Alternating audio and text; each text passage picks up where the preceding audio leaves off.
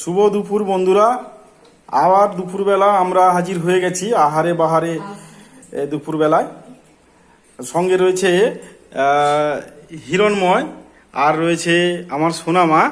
আমরা দুপুরবেলা হচ্ছে গিয়ে খাবারের মেনুতে রেখেছি নিম ভাজা, নিম পাতার ভাজা, সঙ্গে রয়েছে চিংড়ি মাছের ভাজা, আর রয়েছে আমার মায়ের হাতের বড়ির ভাজা, আর রয়েছে পদ্ম বাটা মাছের ভাজা, সঙ্গে রয়েছে বরবটি দিয়ে চিংড়ি মাছ দিয়ে একটা চচ্চড়ি নবরত্ন টাইপের, আর রয়েছে পেঁয়াজ আর কাঁচা লঙ্কা স্যালাড হিসাবে।